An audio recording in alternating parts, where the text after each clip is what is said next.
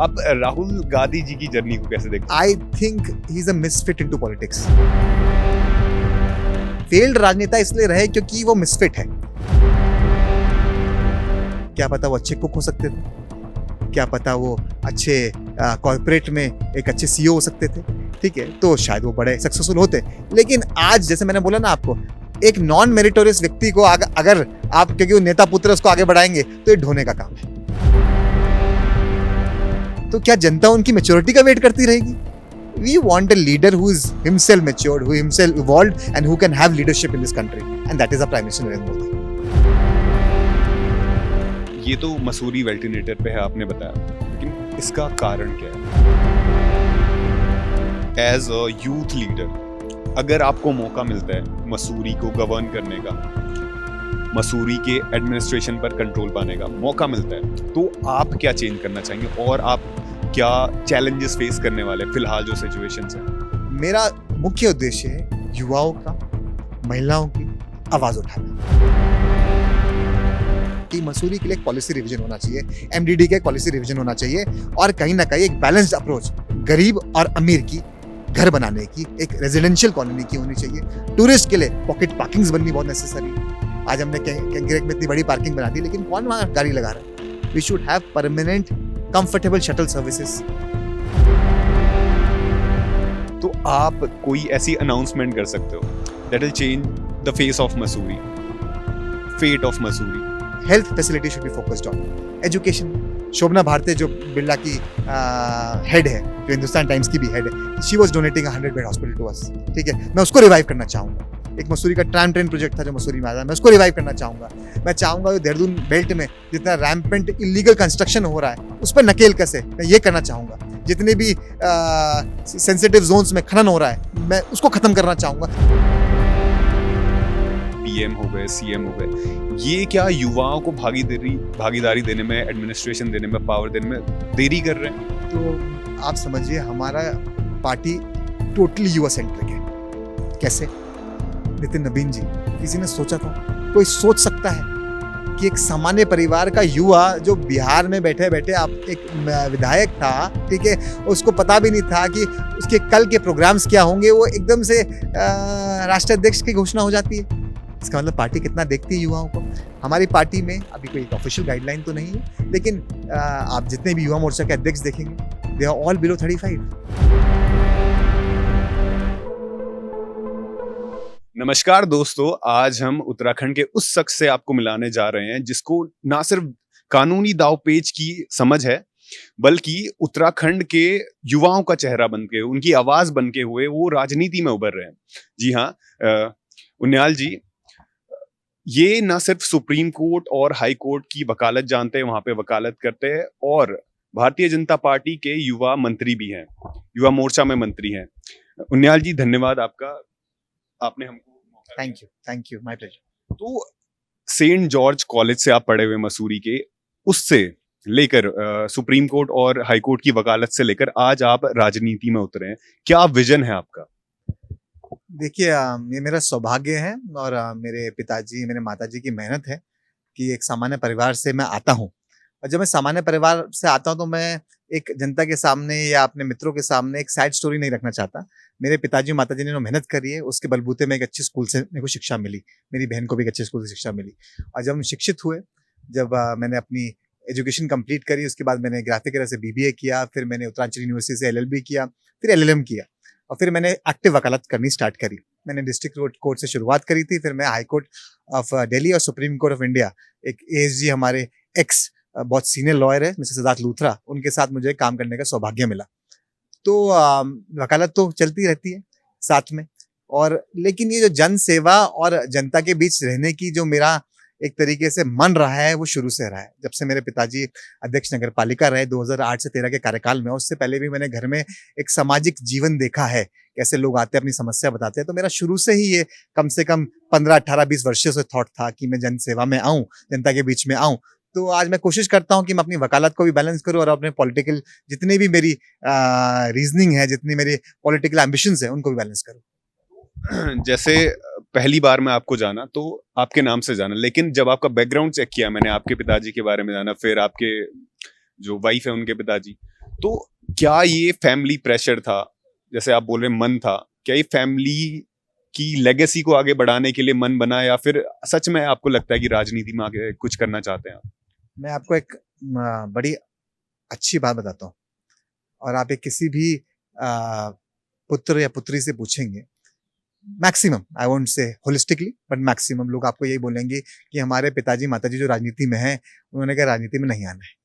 ये एक standard line है, और उसका रीजन मुझे लगता है जब आदमी थोड़ा सा इवॉल्व होता है, बड़ा होता है, समझदार होता है, मेच्योर होता है, समझ में आ जाता है। शुरू-शुरू में लगता है अरे मेरे पिताजी क्यों रोक रहे हैं? मेरे पिताजी ने भी मुझे बहुत रोका, शुरू में ही, कि नहीं आना है बेटा, इस लाइन की तरफ सोचना ही मत। आप यूपीएससी दो, आप जो स्टैंडर्ड है, बिल्कुल रोका कि यूपीएससी दो, आप एग्जाम निकालो and come here an SDM, I will be very proud. Come here as an IAS officer, secretariat में बैठो और 60 साल की अच्छी नौकरी करो, और आप जितनी सेवा की भाव रखते हो वो आप निरंतर दे पाओगे। सत्ता कभी रहेगी नहीं रहेगी, नेता रहता है नहीं रहता अलग विषय है, और कितनी मेहनत करनी पड़ती है, because I think politics is a very very hard working job. थोड़ा दूर से कुछ और लगता होगा, एक डिफरेंट इमेज बनी रहती है राजनीति की, अरे ये तो राजनेता कुछ करते नहीं, लेकिन आई एम टेलिंग यू, मैंने पॉलिटिकल लीडर्स को क्लोजली देखा, they are the most hard working class, one of the most hard working class. तो पिताजी माताजी ने सपोर्टिव नहीं रहे मेरी राजनीति के उसमें, लेकिन क्योंकि मेरा मन था, मैं सामाजिक रहा, एक एक स्टेप्स लेते रहा, और आज भी स्टेप्स ले ही रहा हूँ पॉलिटिक्स में। ये कुछ अलग बात बोली, जैसे लोग पॉलिटिकल लीडर्स हैं वो अपने बच्चों के लिए टिकट मांगते हैं ताकि जो लेगेसी है वो कंटिन्यू रहे। आप कुछ अलग बोल रहे हैं कि हमारे माता पिता कहते हैं कि सेवा करो तो सिविल सर्विसेज से करो, ये कुछ अलग देगा। देखिए, मुझे नहीं पता, बहुत सारे लोग जो आप बता रहे हैं कि ऐसा कहते हैं कि नेता ये तो होता है ना, आप मानते हैं कि अपने बच्चों के लिए टिकट मांगते हैं। आई थिंक मेरा मानना थोड़ा सा अलग है, इसे हम नेता पुत्र या नेता पुत्री की तरह ना देखें, है ना। अब कोई अच्छा प्रोफेशन कर रहा है, मैं तो लॉयर भी हूँ ना, तो मैं जितने अच्छे चेंबर्स में काम कर रहा, उनके बच्चे तो उनके चेंबर्स में काम कर रहे हैं, वहां इशू क्यों नहीं रेज होता कि आज इस फलाने का बच्चा इस चेंबर में काम कर रहा है, आज इस डॉक्टर का बच्चा उनके अंडर प्रैक्टिस कर रहा है। लेकिन अगर नेता अपने बच्चे को ग्रूम कर रहा है और वो मेरिटोरियस है, I always focus on merits, अगर वो मेरिटोरियस है उसको आना चाहिए ना। अगर आप बिल्कुल किसी को धक्का मार के आगे बढ़ा रहे हैं जस्ट बिकॉज वो आपका बच्चा है, तो ये मेरे नेता से पूरी तरह गलत है। तो आपने जैसे बताया वकालत करते हैं, अब भी कंटिन्यू रखी है आपने? मैं पूरा प्रयास करता हूँ, मैं झूठ नहीं बोलता, मैं स्पष्ट बोलता हूँ कि बहुत हैम्पर होती है वकालत। वकालत is a full time profession, you have to be there, reading judgments, being on the court subjects, आप पे टैब रहना चाहिए, आपके कोर्ट रूम प्रेजेंस होनी चाहिए, तब जाके आपकी वकालत निखरती है। एंड जो एक्सपीरियंस आता है वो हल्के हल्के ग्रूमिंग से आता है, एज के साथ आता है। मैं कोशिश करता हूँ कि जितना समय मैं वकालत को दे पाऊँ उसको ऑनेस्टी से निभाऊं। मैं बहुत सारे केसेस नहीं लेता क्योंकि मैं नैनीताल बहुत दूर है, 6 घंटे दूर है, दिल्ली 5 घंटे दूर है। मैं डिस्ट्रिक्ट कोर्ट की वकालत थोड़ी कम करता हूँ, यूजुअली मैटर्स को रेफर कर देता हूँ। मैं हाई कोर्ट में क्रिमिनल सर्विस प्रैक्टिस करता हूँ, सुप्रीम कोर्ट में भी मैटर्स को देखता हूँ। तो जब जब मुझे मौका मिलता है, मैं बीसीसीआई का भी अधिवक्ता हूँ उत्तराखंड में, मैं सोलली देखता हूँ। तो जिन जिनको मैं समय दे पाता हूँ, जस्टिस कर पाता हूँ, मैं वही केसेस लेता हूँ, क्योंकि मुझे यहाँ पे जनता के बीच में भी रहना पड़ता है। जैसे आपने बोला कि मैरिटल बेसिस पे पॉलिटिशियंस अपने बच्चों को ला सकते हैं, वो सही भी है। आप राहुल गांधी जी की जर्नी को कैसे देखते हैं? मेरा ऐसे पर्सनल क्वेश्चन। मैं बिल्कुल पॉलिटिकल आंसर नहीं दूंगा, मैं भी पर्सनल आंसर दूंगा। आपने पर्सनल क्वेश्चन की बात करी तो I think he is a misfit into politics. He must be a very nice man, he must be, I don't know him personally, but what I hear grapevine from people कि नहीं, अच्छा आदमी है, genuine आदमी है, जो मैं सुनने आता है। एक व्यक्तित्व अलग होता है, राजनेता अलग होता है, बट वो फेल्ड राजनेता इसलिए रहे क्योंकि वो मिसफिट है। ही मे बी, अगर वो शायद अपने इंटरेस्ट जोन में है, क्या पता वो अच्छे कुक हो सकते थे, क्या पता वो अच्छे कॉर्पोरेट में एक अच्छे सीईओ हो सकते थे, ठीक है, तो शायद वो बड़े सक्सेसफुल होते। लेकिन आज जैसे मैंने बोला ना आपको, एक नॉन मेरिटोरियस व्यक्ति को अगर आप, क्योंकि वो नेता पुत्र उसको आगे बढ़ाएंगे, तो ये ढोने का काम है। तो अभी तो चेंज दिख रहा है राहुल गांधी में, बहुत ज्यादा चेंज दिख रहा है, वो लोगों के बीच में लोगों की आवाज उठा रहे हैं, तो अभी तो शायद वो मतलब पक रहे हैं अभी। बट मेरा सवाल आपसे काउंटर यही है कि हम उनको कितना लेवरेज देंगे। आज मैं अगर 30, 31, 32 साल की उम्र में गलती कर दूं, तो लोग बोलेंगे ये तो मैच्योर ही नहीं है पॉलिटिकली। और हम राहुल गांधी जी को 60 वर्ष दे रहे हैं कि वो कल मैच्योर होंगे, परसों मैच्योर होंगे। तो मैं तो खुद अपनी स्कूलिंग डेज से सुन रहा हूँ इस बात को, हाँ, कि अब इनको और मौका दे दो। अब ये, जैसे आप ही ने बोला कि अब ये मैच्योर हो रहे हैं, अब तो क्या जनता उनकी मैच्योरिटी का वेट करती रहेगी? We want a leader who is himself matured, who himself evolved, and who can have leadership in this country, and that is our Prime Minister Narendra Modi. आप मसूरी से दावेदारी कर रहे हैं, मसूरी से तैयारी कर रहे हैं? देखिए, मैं अपने आप को दावेदार नहीं मानता। हाँ, मैं अपने आप को दावेदार नहीं मानता, इसलिए नहीं मानता क्योंकि पार्टी जो ज़िम्मेदारी दे कार्यकर्ता के रूप में मुझे निभानी है। हाँ, मैं सक्रिय हूँ। मैं महिलाओं के बीच में, युवाओं के बीच में और जन भावनाओं को, जनप्रतिनिधित्व रखना चाहता हूँ आगे। लेकिन दावेदारी ठोकनी ये शब्द से मैं रिलेट नहीं कर पाता। इसका मैं आपको रीज़न देता हूँ। भारतीय जनता पार्टी एक परिवार की तरह है, जैसा हमारा अपना घर का परिवार होता है। हम परिवार में आपस में क्या माँगे, क्या नहीं माँगे वो विषय अलग है। लेकिन जनता के बीच में एक सक्रिय कार्यकर्ता है। मसूरी में ही सक्रिय थे आप क्यों? हाँ, मसूरी मेरा बर्थ प्लेस है, मेरी जन्मभूमि है, मेरी कर्म भूमि है। जो भी मैं करूँगा मसूरी के लिए करूँगा। मसूरी को अच्छे से जानते हैं। बिल्कुल, जितना मेरी उम्र है और जितना मेरी लिमिटेड एक्सपीरियंस और नॉलेज है, मैं कह सकता हूँ मसूरी को मैं ठीक-ठाक जानता हूँ। तो अभी एक मसूरी में हम ग्राउंड रिपोर्ट करके आए थे, वहां पे जो स्ट्रीट वेंडर्स हैं वो प्रोटेस्ट कर रहे हैं, तो उनको कैसे देखते हैं आप? देखिए, I think there should be a balance of both political ideology, political policy and what people's aspirations are. तो जो ये स्ट्रीट वेंडर इश्यू है, इसमें कहीं न कहीं मुझे लगता है मिसकम्युनिकेशन और एक गैप है। Miscommunication from the administration and from the people side, both way. मैं ये नहीं कह रहा नगर पालिका कुछ गलत काम कर रही थी। नगर पालिका की भावना बहुत अच्छी थी कि वेंडर जोन स्थापित करना है। लेकिन कहाँ करना है, कैसे करना है, किनको चिन्हित करना है, एक श्वेत पत्र जारी करते, कौन-कौन लोग वहाँ पे आएँगे, कौन-कौन लोग वहाँ पे वेंडर्स बनेंगे, जो लोग बाहर हो रहे हैं, वो क्यों हो रहे हैं। इसकी थोड़ी ट्रांसपेरेंसी की कमी मुझे फीडबैक में मिलती है। फिर मैं अगर वेंडर्स की बात करूँ, तो वो छुट-भैया राजनीति में ना पड़ते हुए, किसी व्यक्ति विशेष को या 1-2 को अपने लीडर बना के आगे बढ़ा के उनका राजनीतिक आप उद्देश्य पूरा कर रहे हैं, आप अपना स्वार्थ पूरा नहीं कर रहे। तो मुझे लगता है there should be clear transparent communication between the administration and the street vendors, जो बीच में बहुत बारी हुई भी है। लेकिन इसको एक फाइनल मोड़ लाने के लिए आई थिंक कुछ ना कुछ प्रबुद्ध लोग इस मुद्दे पे बैठे और ये मुद्दा जल्द से जल्द खत्म हो। ये मुद्दा अब का नहीं है, क्योंकि स्ट्रीट वेंडर्स के लिए जो लाया गया था लॉ वो 2014 का था, 2016 में इम्प्लीमेंट हो गया था वो पूरे उत्तराखंड में। तो तब से लेकर अब तक क्या कर रहा था वहां का नगर पालिका एडमिनिस्ट्रेशन, क्या कर रहा था? उनको एक वेंडिंग जोन क्यों नहीं दिया गया पर्टिकुलर? देखिए, मैं कहता हूँ कि किसने क्या किया, क्या नहीं किया, इस नकारात्मक विचार को ना मन में रखते हुए अब क्या हो रहा है उसको देखते हैं। टाउन वेंडिंग कमेटी भी बननी थी, वो भी बनी। इन्होंने बहुत एक्सरसाइज भी करी, ऐसा नहीं है, नगर पालिका ने बहुत एक्सरसाइज भी करी इस पे। क्या अब ये कहाँ राजनीतिकरण हो रहा है या कहाँ ये चीज गलत जा रही है, ये तो जो स्टेक होल्डर्स है ये उनको डिसाइड करना है। आज मैं जाऊं वहां जाके बैठ जाऊं स्टेट वेंडर्स का राजनीति करूं, मैं ऐसी सोच नहीं रखता। मैं जाऊं एडमिनिस्ट्रेशन की काला पट्टा बांध के उनकी तारीफ करूं, मैं इसमें भी विश्वास नहीं करता। लेकिन एक बैलेंस्ड अप्रोच रह के उन लोगों की प्रॉब्लम सॉल्व होनी चाहिए, बिकॉज कहीं ना कहीं उनका रोजगार इफेक्ट हो रहा है। वही सही कहा आपने कि रोजगार इफेक्ट तो हो रहा है। पिछले 11 महीनों से वो कुछ नहीं कमा रहे, उधार ले रहे, और जो नगर पालिका ने लोन दिया था उसकी किस्तें भी जानी है, तो उनको बहुत ज्यादा दिक्कतें आ रही है। लेकिन वहां पे राजनीतिकरण कहाँ है? वो तो these vendors are just vendors, वो तो लगाते अपनी, शाम को उठा लेते और पैसा कमाते घर जाते हैं। इसमें कहाँ राजनीतिकरण है? ये आपको लग रहा है ऐसा है। मैं, जैसे आपने बोला मसूरी को आप कितना जानते हैं, तो मैं ठीक ठाक जानता हूँ। होता क्या है, जब मेरी समस्याएं का निस्तारण नहीं होता तो मैं किसी व्यक्ति को पकड़ता हूँ जिसकी अप्रोच होती है कि आप प्लीज मेरी हेल्प करिए, उनसे बात करिए।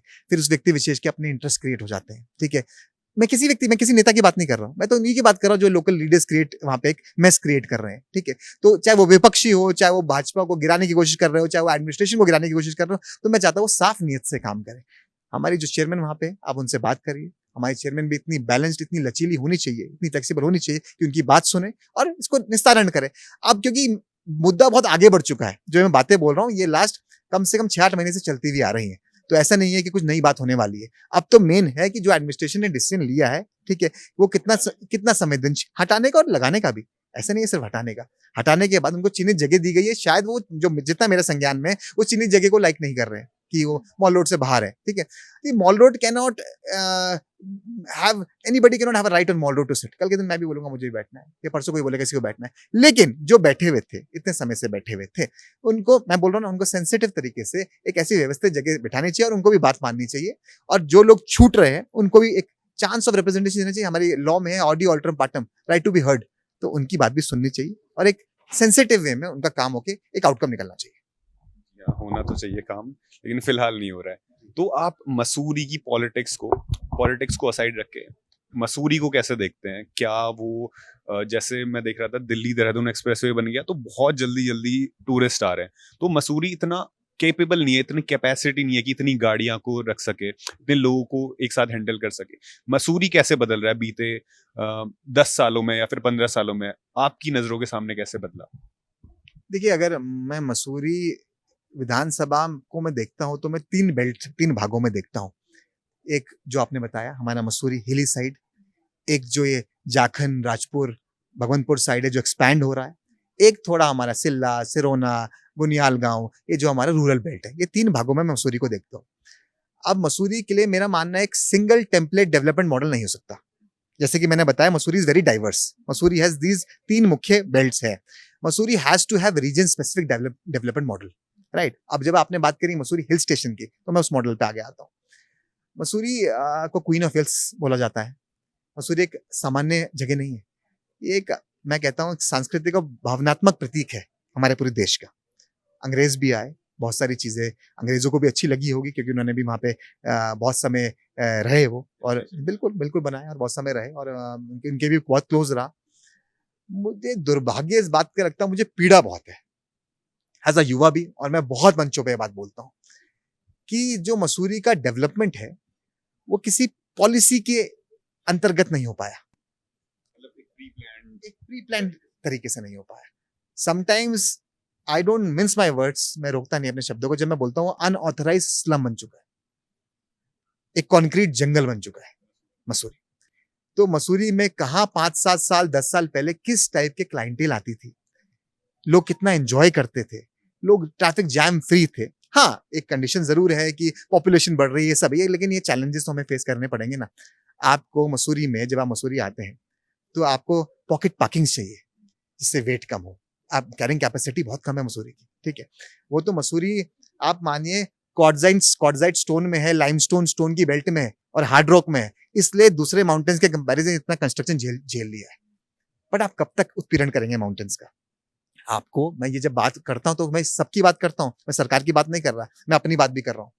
जब मुझे नक्शा 2 कमरे का पास हुआ है तो क्या मैं 12 माले बनाऊंगा? और जब एक गरीब आदमी अपनी खिड़की लगाएगा तो सबसे पहले एडमिनिस्ट्रेशन उसका चालान काटेगा?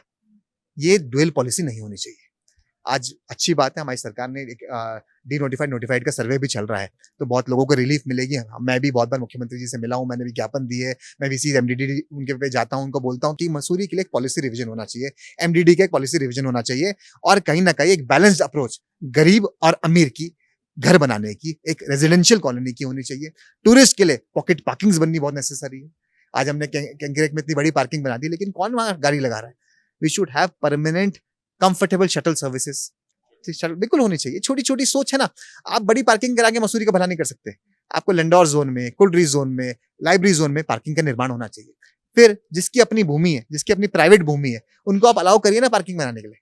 मेरी प्राइवेट भूमि है पिक्चर पैलेस और मसूरी की जो गांधी चौक का बैरियर, उसके बाहर मेरी अपनी प्राइवेट भूमि है, तो मुझे अलाउ करे कि मैं अपनी छत पे पार्किंग लगा सकूं। ऐसे लोड कम होगा। इस सोच के साथ अगर आगे बढ़ेंगे तो मसूरी जो आज वेंटिलेटर पे है वो शायद बच जाए। ये तो मसूरी वेल्टिनेटर पे है आपने बताया, लेकिन इसका कारण क्या है? क्या सिर्फ पॉलिटिक्स ही है, बुरी पॉलिसीज ही हैं, या फिर लोगों को भी जागरूकता नहीं है, लोग भी अपने लिए जरूरी मांग करना नहीं जानते? क्योंकि मैं एक देख रहा था सोशल मीडिया पे कि एक मसूरी का गांव है जहां पे अभी तक रोड नहीं गई है, चामसारी रोड, तो वहां पे अभी तक रोड नहीं गई है। आपने सही बोला कि ये अलग अलग पॉलिसीज अलग अलग एरिया को लेके बनने चाहिए, कि वहां पे इतना डेवलपमेंट नहीं हुआ है, हिल स्टेशन ऐसे बनना चाहिए, लोकल पॉलिसीज। तो कैसे, किसकी गलती है ये? पहली बात तो देखिए, ब्लेम गेम करना बड़ा आसान होता है। जैसे मैंने बोला ना, मैं नकारात्मक राजनीति में विश्वास नहीं करता। मैं कहता हूँ कि जो हो गया सो हो गया। अगर आप कहो किसका गेम है, तो ये पॉलिटिकल और सोशल लोगों का ही फेलियर है। सोशल में हम भी आते हैं, सरकार एक नहीं आती। 20 साल से सरकारें बदलती रही है ना, ठीक है? एडमिनिस्ट्रेशन भी बदलते रहे। आप देखेंगे तो कभी कोई आईएएस ऑफिसर कहीं पोस्टेड रहता है, कभी कोई आईएएस ऑफिसर कहीं पोस्टेड रहता है। तो ये सामूहिक प्रॉब्लम है और साथ साथ सामूहिक प्रॉब्लम के साथ साथ क्या प्रॉब्लम है कि सोशल और जो इकोनॉमिकल चैलेंजेस है ना, ये हमारी पॉपुलेशन इंडिया में इतनी ज्यादा है, लोग आते रहेंगे, भीड़ बढ़ती रहेगी, ठीक है, तो सामान्य नहीं है। मेरे बोलने का मतलब it's not so easy to solve कि हम इंटरव्यू में इस बात के सब सोल्यूशन निकाल सके। लेकिन आई थिंक अगर कोई प्री प्लान स्ट्रैटेजी के साथ काम करे, ठीक है, हम जैसे बहुत सारी सिटीज हम देखते हैं वेल प्लान है ना शुरू से, तब जाके 20 साल का लोड भी पड़ता है। जैसे हम कहते हैं sustainable development, the word is sustainable development, तो हम सस्टेनेबल डेवलपमेंट की और आज भी आ जाएंगे। आज भी हम कोशिश करेंगे कि आप देखेंगे आजकल नया आर्किटेक्चर चल रहा है, मेरी इंटरेस्ट इन आर्किटेक्चर, मेरे बड़े मित्र भी आर्किटेक्ट्स है, तो पेड़ों को, यहाँ पेड़ देख रहे हैं ना, जितने भी पेड़ है इसको प्रॉपर्टी के अंदर लिया जा रहा है। कितनी अच्छी बात है ना। पहले पेड़ काट दिए जाते थे, तो 200-200 साल पुराने पेड़, उन्होंने जिंदगी आपसे कितनी गुना ज्यादा देखी है, उनके रूट्स कितने अंडर रूटेड है, ठीक है, तो आप उनको उनको निकाल देंगे तो क्या बच जाएगा। फिर हम ऑक्सीजन की बात करते हैं, फिर हम गर्मी की बात करते हैं, हम अपना घर बनाने के लिए 10-10 पेड़ों को काट रहे हैं, ठीक है, तो कहीं ना कहीं हमें भी संवेदनशील होना पड़ेगा और सरकार को भी संवेदनशील होना पड़ेगा that they should have a mountain sensitive policy and a balance between population and balance between environment. As a youth leader, अगर आपको मौका मिलता है मसूरी को गवर्न करने का, मसूरी के एडमिनिस्ट्रेशन पर कंट्रोल पाने का मौका मिलता है, तो आप क्या चेंज करना चाहेंगे और आप क्या चैलेंजेस फेस करने वाले फिलहाल जो सिचुएशंस हैं? ये सबसे पहले तो मैं चेंज करूंगा ये word govern. Govern is a feudal word. जब हम बोलते हैं गवर्न करेंगे तो मुझे ऐसा लगता है ये एक फ्यूडल वर्ड है। जैसे लैंडलॉर्ड जमींदार बोलते थे ना कि आज हमारा है, तो मैं I am just saying in a very lighter note कि पहले तो मैं कहूंगा कि आप जनता के साथ सहभागिता करते हैं। एक कार्यकर्ता भी, एक नेता भी सहभागिता करता है, ठीक है। तो जो आपने सवाल पूछा, तो मैं समझ रहा हूँ, आई एम नॉट, मैं स्पेसिफिकली गवर्न, मैं इसलिए बोला कि मुझे वर्ड से प्रॉब्लम है, गवर्न या रूल, ये हम रूलर्स नहीं है, हम जनता के साथ काम करते हैं, उनके साथ मिलकर काम करते हैं। मेरा मुख्य उद्देश्य है युवाओं का, महिलाओं की आवाज उठाना। जब मैं कहता हूँ मसूरी बेल्ट रूरल बेल्ट भी है, जब हम गाँवों की बात करते हैं, जब मैं कहता हूँ मसूरी हिल टाउन भी है, जब मसूरी में आप इस तरीके से देखिए ना, जो ये अर्बन एक्सपेंशन है जो झारखंड राजपुर के साइड हो रहा है, वो भी तो हम पे हैवी पड़ रहा है ना। तो मैं यही चाहता हूँ।